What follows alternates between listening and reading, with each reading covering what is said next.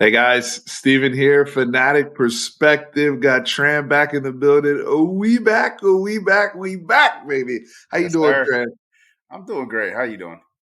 Hey man, I'm so thrilled that we get to still do this old school Texas. We're getting back to our roots today, y'all. Just me and Yes, sir. Tran. What we do, I feel like we do it as well as anybody in the game. Just talking ball, breaking it down. Uh, Fellow friends, fellow fans. So y'all, another season, a very exciting season, Tran. Season full of a lot of hope out there, but very high expectations for Steve Sarkisian year three, kicking off this season for the Texas Longhorns. And we open up against the Rice Owls. Bunch of smart kids coming down here to get their ass whooped at DKR on Saturday. Tran and I will be there. So if you see us, throw up the hook and say what's up. Absolutely. We want to give a quick thank you to some of our sponsors, and we're going to start today with today's video sponsor, Aura.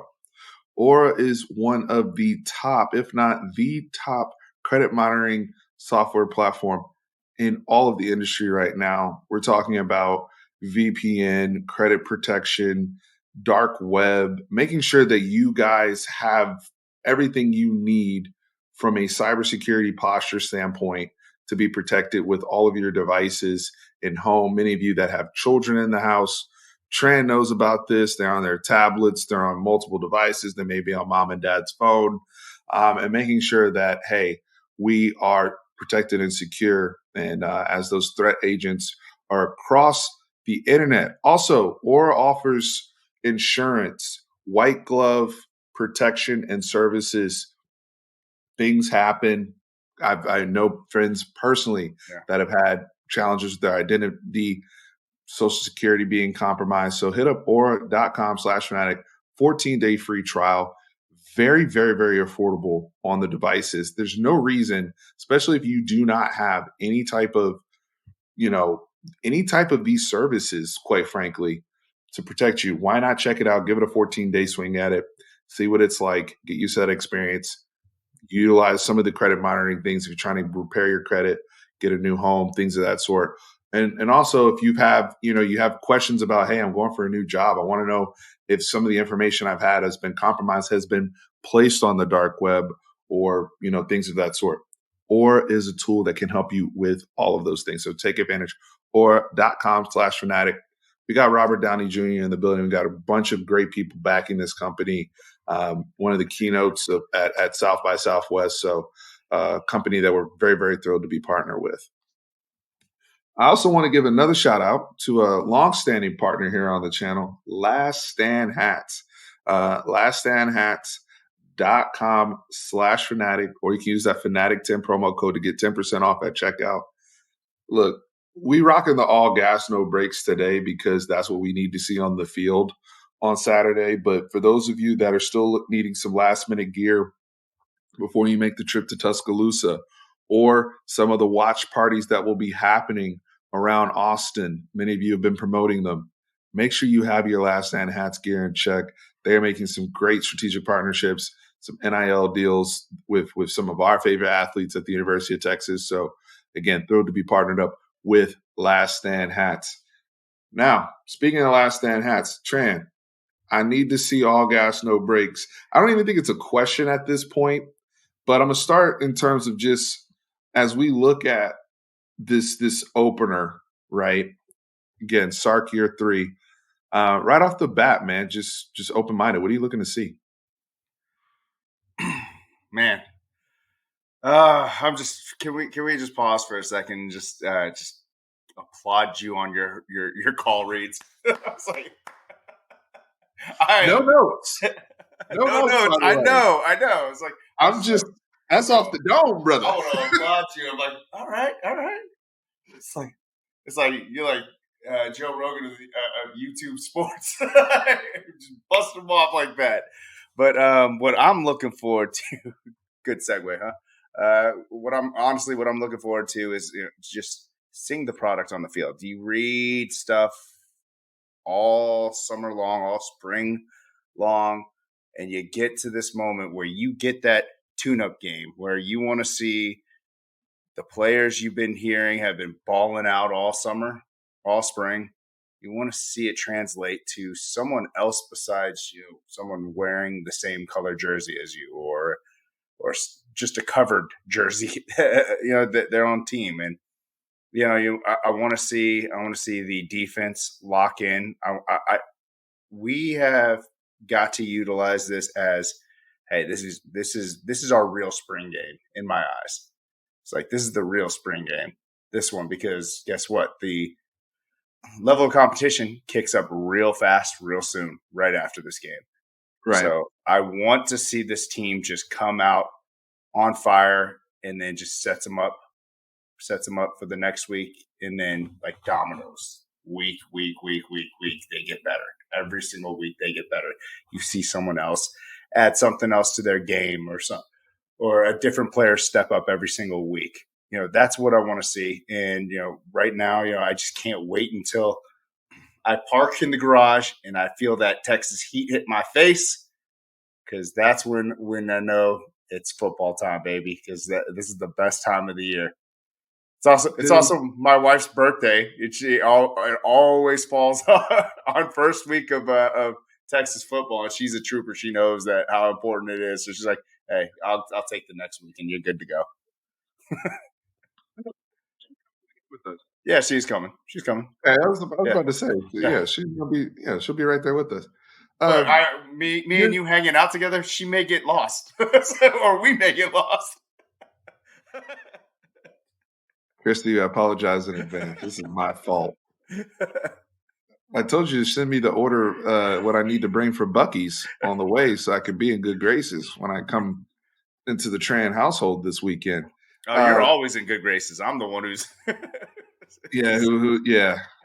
In all seriousness, though, you kind of hit at the heartstrings there of that fan experience of when you park and you get out and you hear, you hear the excitement, you hear the buzz, you feel it, you see all that burnt orange, whether, for those that park, I know you typically park around where the baseball field is, and the garage is over there. But if you park on the Brazos garage or San Jacinto garage or wherever you're coming from, and you see that crowd of people, and you see those kids, that it's a giddiness and it's a feeling that you miss, right? And I didn't realize I missed it until you articulated that just now, Tran. So I'm excited to get back to that on Saturday. In terms of on the field, in the product, I would actually compare it. You mentioned this kind of being like a spring game. I would think of it more like the NFL preseason, where however, but basically like a tune-up or a boxing analogy, a tune-up fight. Hey, we want to make sure we work our jab. We're defensively responsible, and we get the opponent up out of there, in a respectable amount of rounds to where we feel good about. We know next fight we're fighting for the belt, right? And so that type of mentality of no games, because Bama's not going to be playing games with Middle Tennessee State, this week either, right? As they prepare and have their tune-up for us when we come into town. There are some critical battles going on this team. There's battles on the offensive line. There's reports, and we'll see how it plays out. DJ Campbell replacing incumbent starter Cole Hudson, and Cole Hudson fighting for that job. Get to see that play out in the game. They're both going to play a lot, and even some of the other guys like Neto and Cam Williams, who which is encouraging to hear in these practice reports. And Tran, you brought up the practice reports.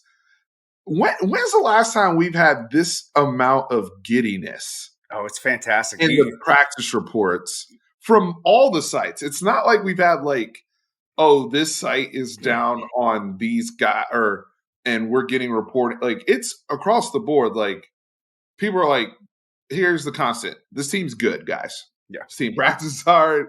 They have good leadership. Like, the things that you're looking for, the ingredients. And I can't remember a time. The practice reports have been so good that we didn't even bring up the fact that we didn't get an open practice this summer. We didn't even get an open, nobody even cared, because it's like, well, We trust it. We're trusting. Yeah, we trusted it. It's like, hey, it sounds like they rocking and rolling back there. I don't know. What's your thoughts So there? a lot of times beforehand, I mean, the incumbent starter being replaced by the backup would be cause for pause for me. But I'm loving the fact that we're building that depth, and it's actually starting to show up. I mean, we didn't grade out well last year as a offensive line unit. However, we were serviceable. They didn't lose Right. us games, I agree. right? And now they're getting older, wiser, stronger. You know, that second year in a weight program, especially with actually playing against the size and the speed of D1 athletes, you get that mentality that you can handle it. You get that belief that you can handle it. And the fact that we are now going in there with a possible 2 deep line because injuries happen. I mean, that it's the name of the game. It's a physical sport, especially on the line, someone getting rolled up. We need that depth, and it's encouraging to hear that. And I hope that if it does happen that DJ Campbell takes the starter job for Cole Hudson, it doesn't hurt Cole Hudson's self-esteem or his confidence because he's going to get tons of playing time as well. So it's a breath of fresh air for me when I hear stuff like that this season for some reason. And look, it should only be a call to action to perfect your craft and get better. I think Cole Hudson honestly has a future at center, and can be cross trained there and has cross trained there to where we just need the depth too, Mm-hmm. right? We need to like. Here's the thing, unfortunately, my boy Game Speed went down with the MCL injury. He'll be out a few weeks, and that's a guy who was right there neck and neck with David Benda for that other linebacker spot. Yep. Right. And so that's somebody like right there, right? Hey, some of these other guys, David Benda, Jet Bush, Leona Leifau, Ant Hill, Samaje Burrell. People got to step up, right? While Mo Blackwell, aka Game Speed, is out. That's why depth is important. Same thing on the offensive line. I mean, we were really, really fortunate last year that we didn't have those. Trey, we see it every week. We watch ball together, just me and you. Guy gets his ankles stepped on or somebody undercuts him and boom, big man goes down and he's gone for 3 weeks. And some kid rolls in there that's may or may not be ready to play and may not be up to speed with communication. That's not an excuse with Texas. Yeah, can't be. With the way they've competing. Can't be. Up front. So moving on the competition side, we've heard there's been a lot of chatter this week, I'll put it that way, about the running back situation. I think it was kind of assumed all offseason, especially coming off the bowl game, Jonathan Brooks would be the starter. We know the recruiting win, especially Tashard Choice, and how much Tashard Choice loves him, some Cedric Baxter Jr., getting him out of Florida, number one running back in the nation, arguably. And apparently he's had an amazing summer camp to the point where there's some scuttlebutt that Baxter may start as a true freshman right off the bat, which is interesting at Texas, right? Because as great as guys like Bijan, Deontay Foreman, even going back to Cedric Benson, for those who don't remember, I know Tran knows this, but for those who don't remember, while Cedric Benson was a 1,000-yard runner his freshman year and did end up with a crap load of carries and had a great year, he did not start game one. That was something where, Tran, correct me if I'm wrong, Cedric really didn't really get going until after the OU game, where it was like unquestionably like this is his backfield now, Mm-hmm. right? And then the next 4 years, he did what he did. But this is interesting. If he's already up to speed, I mean, they've shown some of the clips of his pass protection where he seems to be up to speed and they're trusting of him. What do you make of the running back situation? I mean, is it kind of similar to what we were just talking about with the offensive line, or do you have any other thoughts there in terms of how the running back rotation will break down this year? No, I mean Jonathan Brooks, he's coming off of an injury. True. And CJ came in like the 5-star he is, ready to work, which is fantastic to hear. I mean, I don't know why would a 5-star player come in saying, "Oh yeah, I'm happy with." I want that Kelvin Banks mentality, the way he came in last year. This is Yeah. my job. This is This is my job. I'm sorry, you can jump on my coattails, but this is my job. I want that. We need some leadership like that. And but then also produce. Like there's one thing to be a vocal leader and then just not produce, but then there's one thing to be a vocal leader and then you're like, oh, okay, that's why he's getting all the accolades. He's that guy. So I mean, that's I'm if he's the best running back out there, throw him out there. He's the starter. Guess what? Jonathan Brooks is still going to get some run too because oh, Deshaun yeah. Choice loves the two back system. Look at what he did with Bijan. Bijan was all world everything, but of course Roshan came in and got his. He got to eat a lot. There's going to be enough balls for them to go around. So Hey, yo. And you got Keelan Robinson still there in the mix in his normal role. And we'll see what happens with guys like Jadon Blue and Trey Wisner, and how those guys ultimately work in. And again, the depth that needs to be there, right? If injury occurs, it's a long season, and after this game, I always say this: when you play a team like Bama, we saw this when we played a team like LSU. Whenever you play these teams, you go to war. You really and you lose people. You will lose people. Alabama lost some guys last year at certain points, which is, you can make the argument that was maybe one of the reasons why they fell short of the playoffs. Bryce Young didn't even make it the whole way. right. He got hurt. You lose people in battle. We lost Quinn.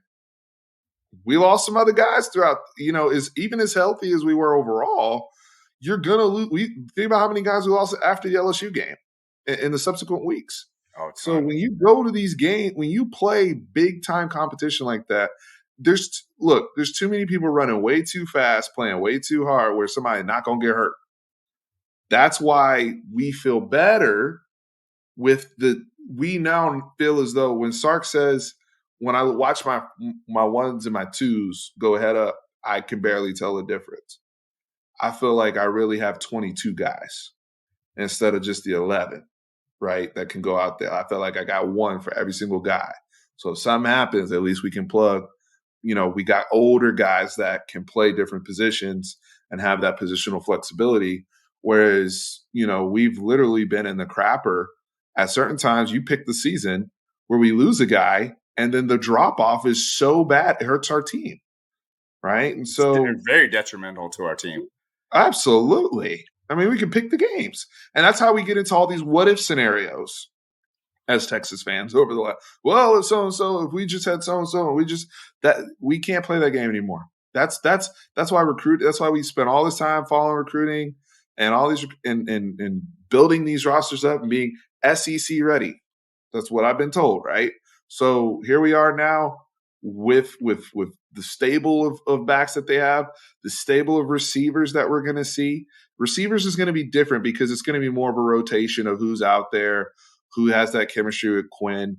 But we have a bunch of different guys to choose from. We're not going to go through the whole roster today. Yeah. But one thing I do want to touch on, speaking of depth, is probably the biggest storyline in this game, which is QB2.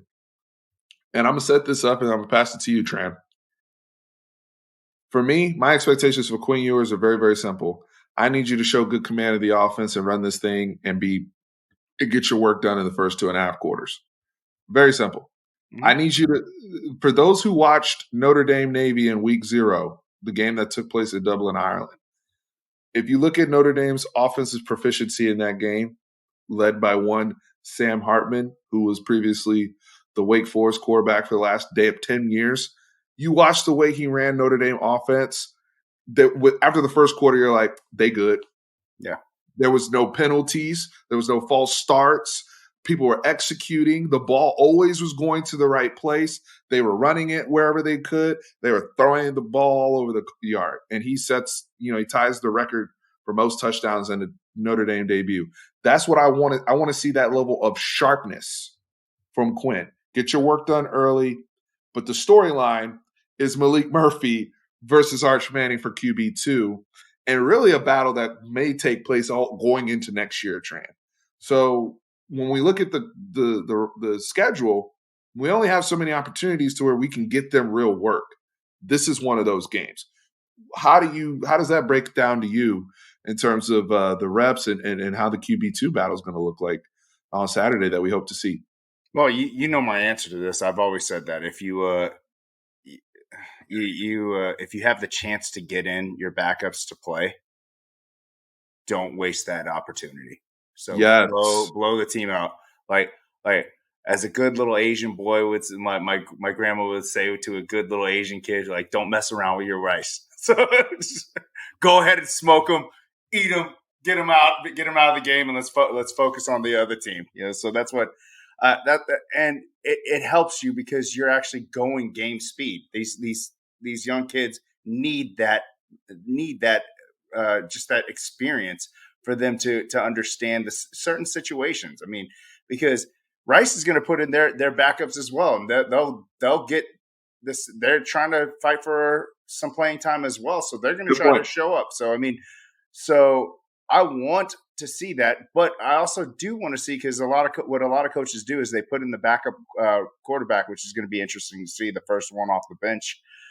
Who's going to be out there, because that's going to be the big talk of the town afterwards, is the types of play calls they do for both quarterbacks. Like previous years, we'd see a quarterback be put in and we wouldn't let him throw the ball. Yeah. You want to see that? I want to see this. I don't care if we're up. I know it's running the score up or whatnot. I don't care. I still want to see. I want to see, and I want them to get their confidence in game rep decisions and things like that. So this is why it's so critical for the ones to handle their business early. I'm talking about go crazy in the first half to where we can use, especially, and we'll get to the clock and the change of the clock, because this is going to be a factor as well with lesser plays being ran. And we already kind of saw the results of that in week 0. The live I just did, I think one of our people in the chat said that on average teams ran 65 plays, which is lower, which is interesting. Something to take in mind, whether you're a Texas fan or not, for all of college football to be mindful of with the rules. But now the 65 plays was throughout all teams. Yeah, on average teams. Yeah. I wonder what that's like for when it's broken down by a conference level. I wonder what that would look like. And we only have a small data set, because it's only if you didn't play in week 0, you're not part of that, right? So okay. I thought that was for last year. I thought that was no. This is just the week 0 games from last week. So that's why I'm saying it's a small set, but it's interesting. Mm-hmm. And I say that because, I don't want to situate, to your point. I remember Casey Thompson Hudson Card after Sam Ellinger, and I think, oh man, who were we playing? I think it may have been UTEP. The year we had Yursich and Sam, they got off to a great start. I think they opened the game with Joshua Moore going like 75 yards to the house on like a RPO slant, and we were looking good. And then they let Casey run a couple plays, but then it was like handing the ball off, and then Hudson Card didn't get to do anything. He came in the game and handed the ball off, and it was just like, yeah, like, what good is that doing for them and their development? I understand at that time it was like, all right, we don't want to beat up the opponent. This is a team we have a good relationship with, that, we're trying to get some work in, but we're not trying to embarrass them, blah, blah, blah. Screw all that. This year in particular, and the whole y'all printing "Embrace the Hate" t-shirts. Embrace the hate. Embrace the hate. Be who you say you're going to be. Be this. I'm dead serious, bro. Like, I'm gonna give you an example. I'm giving you a couple of examples. Michigan in previous years, and people talk all the trash they want about Michigan and Harbaugh suspensions and the coordinator suspension. They made the playoffs the last 2 years. Mm-hmm. Okay, a lot of us would die to have that in the last 2 years. So last 2 years, at minimum, they've been a top 4 team in college football. At minimum. They play whoever, the last few years. They be dropping like 70 on these people, man. Like they do not care. And they get work in for guys. LSU, the year, we keep talking about 2019 LSU because they're one of the greatest teams we've ever seen. That first week, I think it was it Georgia Southern, whoever they played the week 1 before they played us the week 2. They beat the shit out of them. Yeah. They were running plays, man. Miles Brennan was in there running plays. Like they weren't there to get up and then, run inside zone for 12 minutes and get out of there. I understand not wanting to play your starters and get people hurt, but Trent and I are talking about backups. Yeah. Right? Run your plays. And run your plays, run your offense. And that does not mean people get this confused all the time. Oh, we're going to come out and be vanilla because we don't want to show anything to Bama. I guarantee you you're not running the Bama game plan, bro. What I'm saying is last week, right, week 0, Zachariah Branch, who's already one of the most electric freshmen in the country right off the bat, he scored on like an 80. He scored a kick return for a touchdown. He scored on a bubble screen. But he went 80. Yeah. I'm talking about basic stuff. That doesn't mean like block. Well, that doesn't mean Jonte Cook can do that. Run like I want to see them do those things. You can throw a go route. That's not like groundbreaking stuff. So once again, Sark was a coach under Saban for 2 years. There's not much that Saban hasn't seen from this offense. There's not much. There may be a couple little wrinkles here and there. With that said, he knows what Sark is going to try to do. So with that said, if you have your backups in this back game, keep running your offense. It's not going to affect what's going to happen the next week. I agree. A lot of this stuff comes down to still comes down to execution. It still comes down to certain rules and principles, whether it's zone or man, and what you're trying to execute. Yes, there are going to be certain plays here or there, or certain situations, and it may be more so where you are on the field, to where I got something for Nick here that I don't think he's ready for, or something that we may build off of what we showed in Austin last year. Because that game, the game's going to look different because there's 2 different play callers for Alabama now. Tommy Reese is there. The BLB's not there anymore, right? They got Kevin Steele back there now. Pete Golding's not there anymore for Bama. Like things are going to look different as is. Quinn's ability to make adjustments and do more on the fly will make us look different. We're going to be running more 11 personnel potentially than we ever ran last year. A lot of this stuff is going to look different from what it looked last year. Run your offense. I never saw LSU play football and it looked like they were hiding something for somebody the next week. It looked like they were just like, we don't give a damn. We're throwing goals. We're gonna run double posts. We're gonna do our stuff.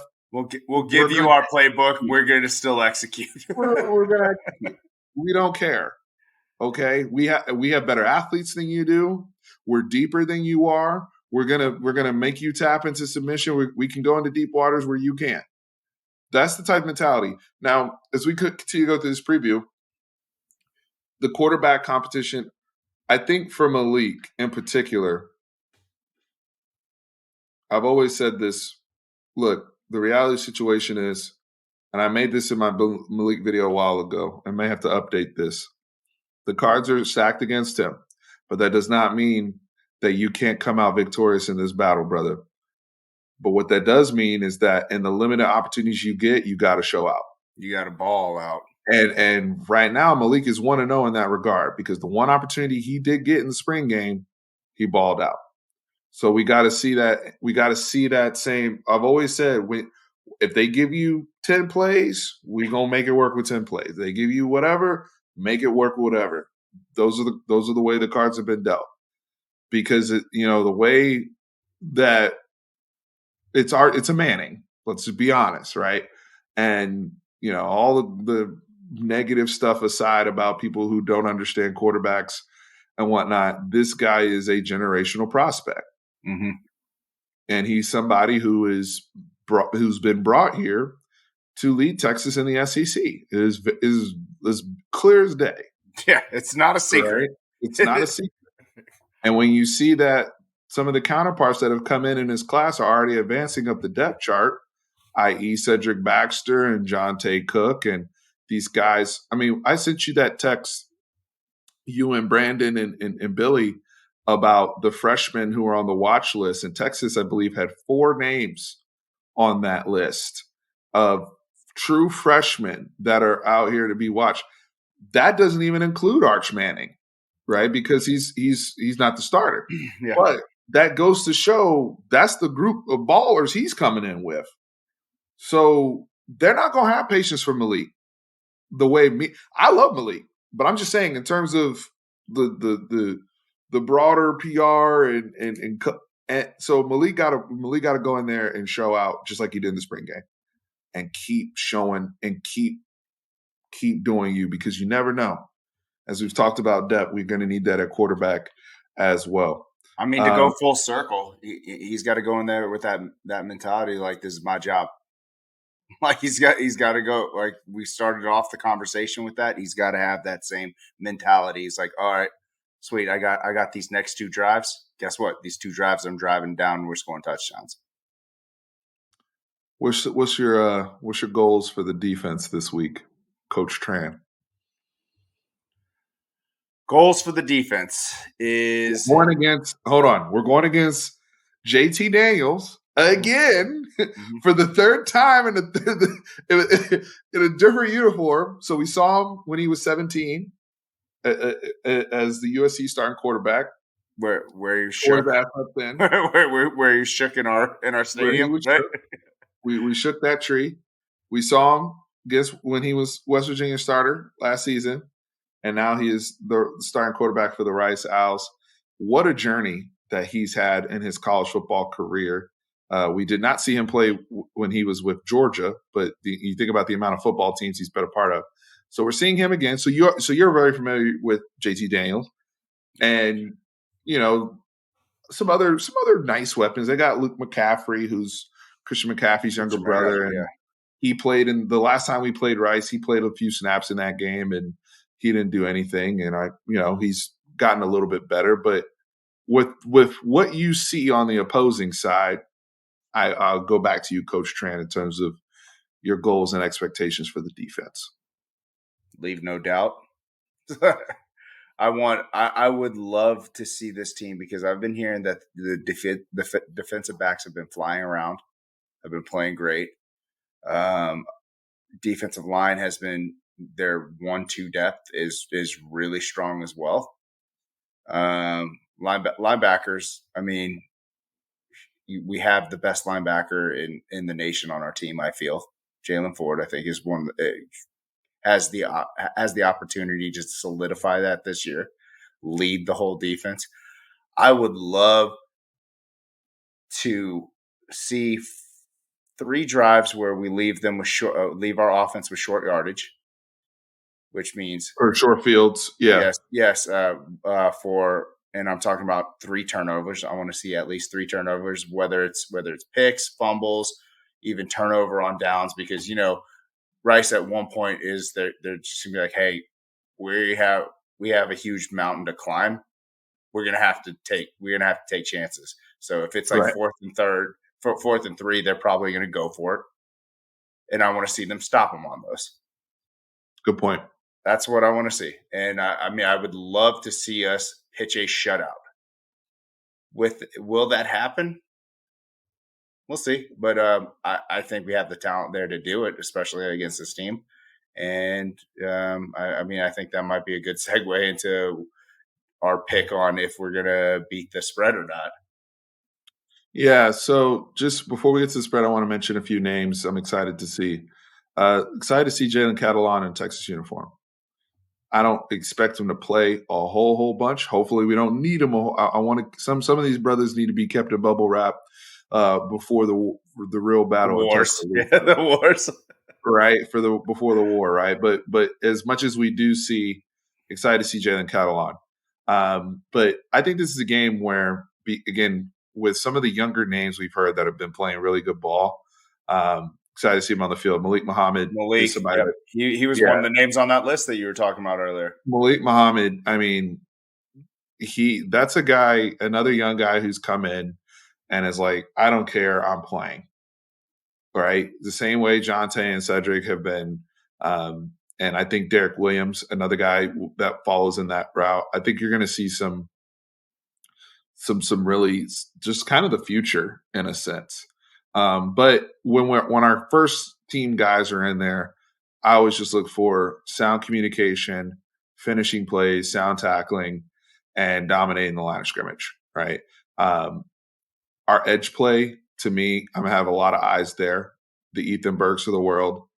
Baron Sorrell, I'm not really worried about. I think for him, the challenge is going from good to great.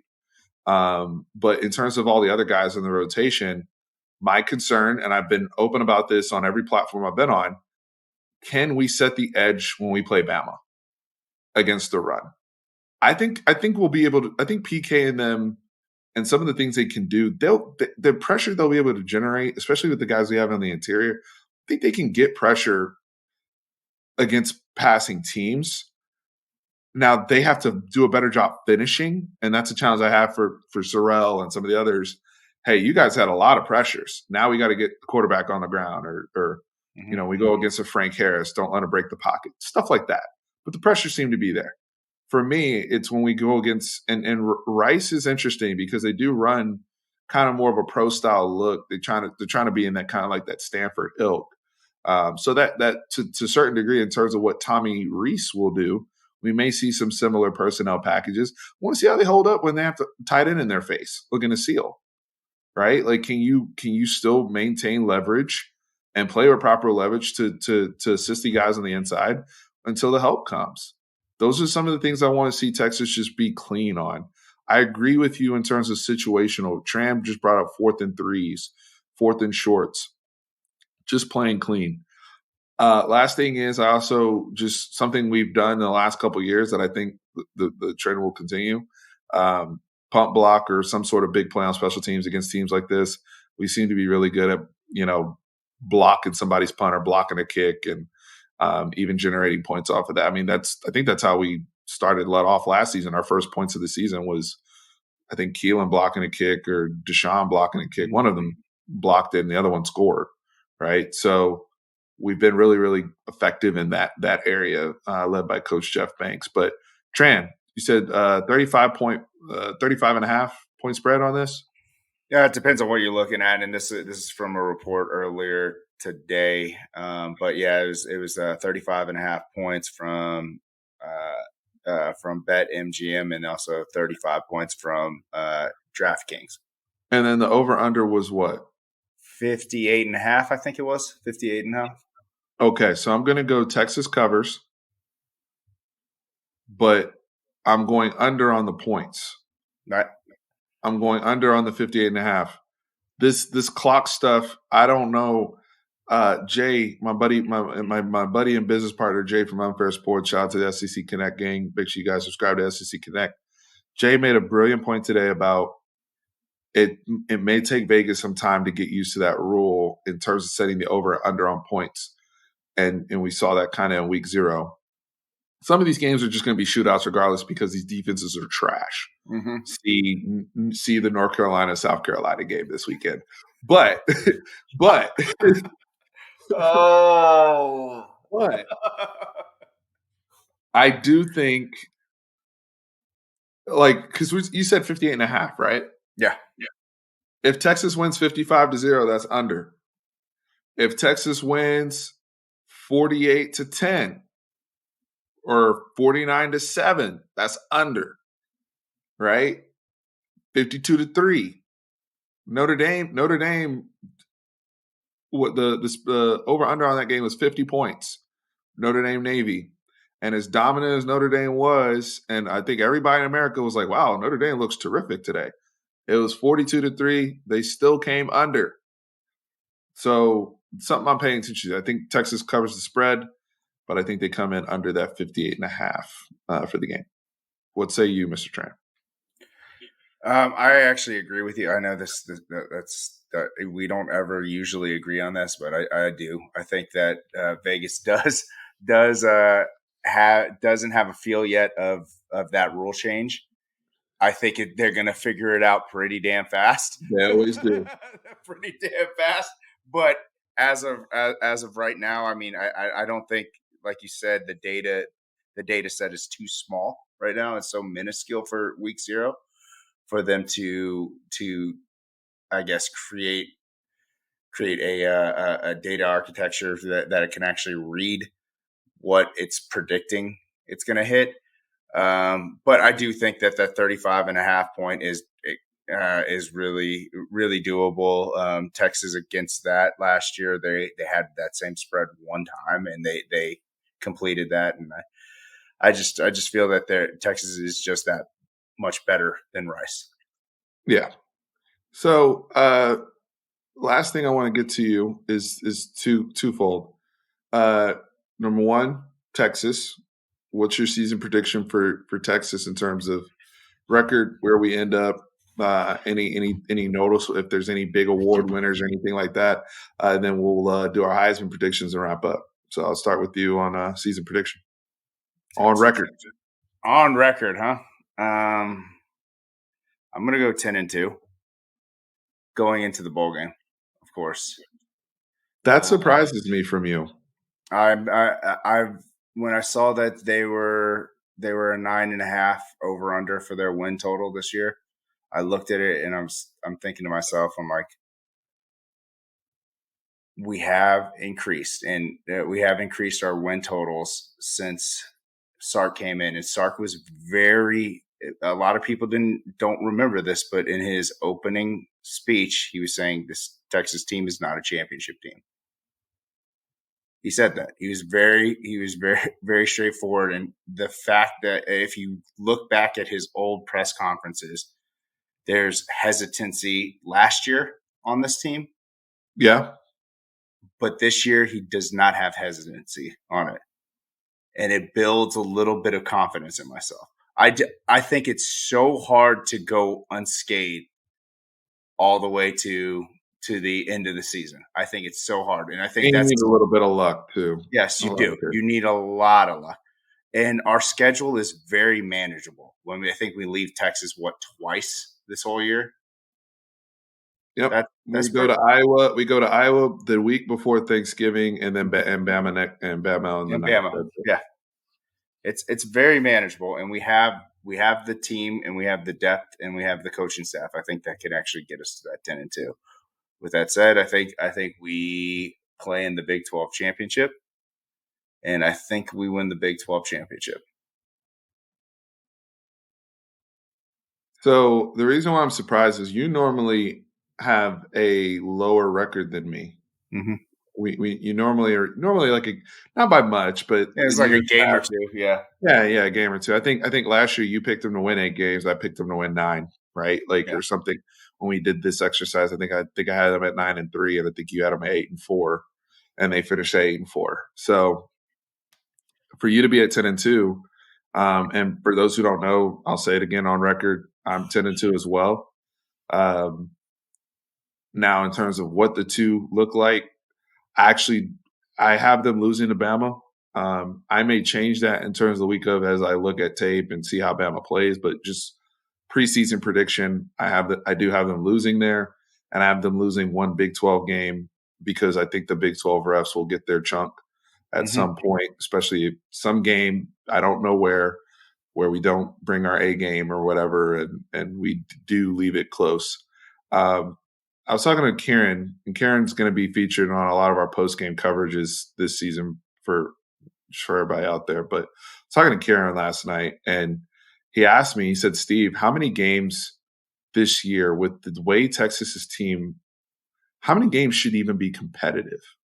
Like really think about that. Like how many games should be competitive? And there's certain weeks, and it's not to be arrogant over the conference, but we also have to say, look, if we're going to go embrace the hate, if we're going to go and say, screw this conference, we're tired, leave no doubt. We don't care anymore, right? That has to be the mentality. It can't be like, oh, they normally trip us up or they're normally pretty feisty. Nah, we stepping on bugs. Like there's no more. We're not going to run this because we don't want to be jerks. We don't want to be classless. We don't want to. We want to play the game the right way. All this type of stuff. They the play the game the right way left when the commissioner said what he said, and everything and the Big 12 refs want to act the way they act on an annual basis. Bro, you got to leave no doubt, like you said earlier in the video, Tran. And that has to be something. And it also has to be something for the kids. Want to. There's a reason why Jalen Ford came back. Like we haven't mentioned this person's name yet, but we'll do it now. For them to say that Alfred Collins was probably the defensive MVP of summer camp after all the time we've waited and the promise and the setback of the injuries, it's refreshing and it's like, man, it's about damn time, man. Time, like, thank you. Now let's see it on the field. Let's see it, Jalen Ford. What are we waiting on, Bug? To go to the next level. I know y'all are good players, but to go to the next level. And I think the perfect storm of that experience, some of the guys that are tired, I was looking at it, David Benda, Tavondre Sweat, Jordan Whittington was on the team, but he was injured. Jed Bush, Christian Jones. These are people that were on the team when we played LSU in 2019. They were on the team, and some of them played, granted some special team snaps, but some of those guys played in that game. And they know, and listening to them, listen to David Bennett, listen to Christian Jones saying, we've never worked like this. Not like this. Not every dude that's like, nah, it's different. Like, and you combine that with the freshmen that are coming in, like you said, that have that Kelvin Banks mentality of, no, I'm here to ball. I'm not waiting. I'm not here to, I already know how to work. I train. When I saw Jonte, when they had spring break and Jonte Cook goes back with Margin Hooks to go work on training, and he's not at the beach. He's not. It's just different. That's a different mentality. It's the people they're not waiting. Those are the people, and that's what I tell our boys is like, those are the people that make it. The people that, I see how these guys are preparing. I'm going to do that plus more. I want to say, is it Ahmad St. Brown? Is that the one that was on Detroit? Amon-Ra St. Brown. Amon-Ra. Okay, so I remember him on. My son and I were watching Hard Knocks, and he was talking about he saw some football player catch 200 balls a day. So he's like, I'm catching 205 a day. And that put the number in my son's head, and he was catching 206 a day. Like his numbers like that. He's just throwing the ball, a focus ball against the wall where he's trying to react to it and catch it, and he does that. And I go out there and throw with him as well. So that's the mindset that separates good from great players, and I love to hear that, especially coming from a young kid who has 3 more years left with Texas. These are guys, Jonte Cook, Malik Muhammad, Billy Walton. We can go down the list, right? And even guys like Jatavian and Ant Hill previously that have won state championships in the state of Texas. These are guys that have that championship mentality embedded into them from their high school programs. And coming in here with that mentality of how they train already on their own and having, their bodies. Hey, coach, what you need me to be at? I'll get the nutrition, whatever I got to do with nutrition order, and already ready to contribute. So that energy, you get Quinn doing, his whole rebrand of his whole body, everything. The guy looks like almost a completely different person because he knows Arch Manning ain't coming there to slouch. He see Malik putting in the work every single day in the weight room, in the film room. Malik's working with his trainers. There's no time. Like nobody, everybody has pressure, but a good pressure. There's nothing wrong with pressure. But at Texas, we have to be comfortable with executing and excelling under pressure. That has to be the standard. Before we've succumbed to pressure, it's like, oh, we shouldn't gas this person up because it's going to make this other person feel uncomfortable. If you feel uncomfortable, this is not the program for you. So, I'm sorry. When you were talking about Quinn's whole transformation, it just made me think of from the program Joe Kane at the beginning of how they're like trying to get him the Heisman, like the whole focus and the marketing Shout out around to him. the I'm like, program. that's what they're doing. Oh, the program's the greatest Oh football man. movie almost. Shout out to the program. Last thing that I have for you, Trent. So we both have Texas going 10-2. I have them winning the Big 12 championship as well. I can't wait to give the double bird salute to Commissioner Brett and step off. And we ride on that, man. If that's the mission, that's the goal. And this is last year we were told was the year before the year. Well, damn it, the year is here now. And we know what we're going to lose going into next year, and we know where we're going next year. So you got to take advantage of the present. And I think this team is ready to do that. And I think you see the same things. And ultimately it falls on the head coach, right? Because a lot of these games too, that slight edge, that thin margin can come from decisions that are made or how you navigate throughout a game and make those certain tweaks that some of these other great coaches are able to do to consistently get to those 10-win seasons, right? There's a reason why it's the same usual suspects of the names on those lists. It's not a coincidence. Heisman, who do you got for your Heisman pick? So I do think that if Texas beats Alabama and we do go 10-2 and win the Big 12, I think Quinn Ewers has a very good shot to win it. With that said, I think my pick is going to be Michael Penix Jr. Washington. Got it. Why? And it's just the way his. Well, first of all, he led the nation in passing last year. Mm-hmm. Very potent offense. He has, I think, all three of his everybody back. Everyone back.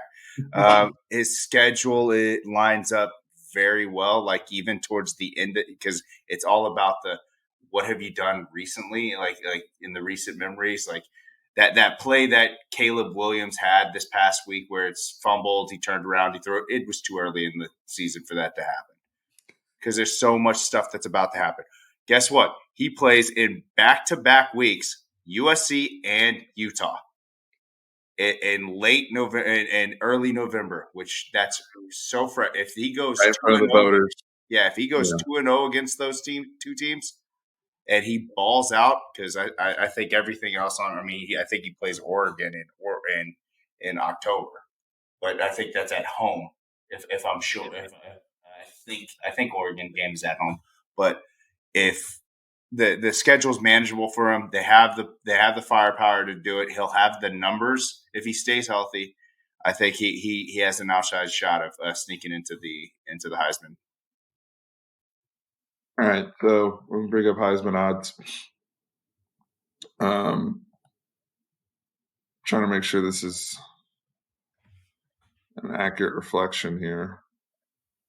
Of course, I picked the worst damn website. Give me one sec, Tran, because this is all right. I should have had this prepared, but I got it now. So you mentioned Quinn. Right now, the favorite is Caleb Williams. Depending on the sports book, we'll just go with DraftKings. Yeah, we'll go with DraftKings. Caleb Williams plus 450 to repeat, which we think is going to be very, very difficult to do. But with the numbers, he's a Lincoln Riley quarterback. You know how many guys won the Heisman in that regard. But Tran, I think you have a good point about when these things occur and timing. Mm-hmm. That's always, as we see this go on over the years, timing's always been a big thing. So Michael Penix Jr. right now is plus 1,600. Great Heisman, great odds there. Yeah. So plus 1,600. So he's in like the top 10 guys. I mean, really, after Caleb Williams, second is Jaden Daniels of LSU, who's plus 1,100, and then Quinn is plus 13. Jordan Travis plus 1,400. Was that Florida State guy? Yeah, Florida State quarterback. Yeah, Jordan Travis, who had a big year last year, 30 plus touchdowns. Yeah. Then you got Drake May and Bo Nix and Michael Penix Jr. all at 1,600 plus 1,600, and Sam Hartman of Notre Dame at plus 1,600. They're all in that same group. But to Tran's point, I think Penix is a good pick just with the statistical output and the big games that he has an opportunity this year. And we saw him first and four, in the Alamo Bowl, and as well. I thought we actually defended them really well. We did, and held them against their stuff. But he is the goods. My pick is I'm going another person who's in that same range. I'm going with Cade Klubnik of Clemson to win the Heisman. And I said this on SEC Connect. I'll say it again. 2 words: Garrett Riley. At some point, I just follow these coordinators and everything. Garrett Riley had Max Duggan up here as a freaking Heisman runner-up after he did not win the starting job at TCU last year. And the magical season they had, I think Clemson made a big boy move and taking him from TCU after that run. And Garrett Riley has been somebody who's been very impressive to me with his development of quarterbacks across the board. We knew what a gamer Max Duggan was. He had Max looking like a whole different person in that scheme last year. And I think Cade Klubnik is far more talented than Max was. I think the backfield he has Will Shipley and some of the help he'll have, but also the rushing production that he'll have with his passing offense and the ability to win a lot of games at Clemson. I think Clemson right now, for me, they may have one, like that Florida State game is going to be huge, but their schedule-wise, Clemson's shaping up to be another team that could, be that 11 win looking at the playoffs. And I could see Klubnik having a nice passing season, good passing numbers, keeping the interceptions low, 30 touchdown passes, maybe under 40, but also running for 700-800 yards and another 10 scores on the ground, and having a big Heisman moment late in the season. So that's my pick. Tran has Michael Penix Jr. You guys let us know in the comments, who's your Heisman winning player? Quinn Ewers right here, right now. I believe we just said it was plus 1,300. So he's up there with this group. So curious to see how it all plays out. And I think Tran is right. If Texas does what we say they're going to do, Quinn going to be in New York if that's the case. And he most certainly would be considered a first-round pick, maybe even a top 10 pick at that point in the NFL draft. Tran, I appreciate you being back, brother, and we got more to come. Some surprises out there, so y'all stay tuned. Make sure you hit the like button. We got a lot of stuff we're working on. A lot of stuff we're working on behind the scenes. I promise it's coming. Stay patient, brothers and sisters. But and thank you to our video sponsor today, Aura.com/fanatic. 14-day free trial. Hit up the website. Protect yourself. Protect yourself before you wreck yourself. And Last Stand hats, of course, as always, the OGs in the building. Use that Fanatic 10 promo code today. It's game week, y'all. We excited. If you see us at DKR, show love. We always show it back. Talk to us. We talk back. Tran, I love you, brother. Can't wait to see you, brother. Horns always up. Hook 'em.